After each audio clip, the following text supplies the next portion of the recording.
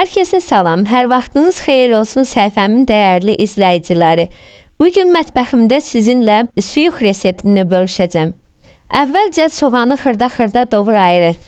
Sonra ıspanaq, kişniş, bunları da xırda-xırda doğrayıb sonra yuyuruq. Sonra isə doğradığımız soğanı yağda yaxşıca qovururuq. Tarı kök, tomat vurub qovurup sonra da qaynanmış su əlavə edirik. Kənarda yuduğumuz suyunu əlavə edirik. Daha sonra isə tuzu əlavə edirik. Suyu biraz pişdikdən sonra doğradığımız göyərtiləri əlavə edirik.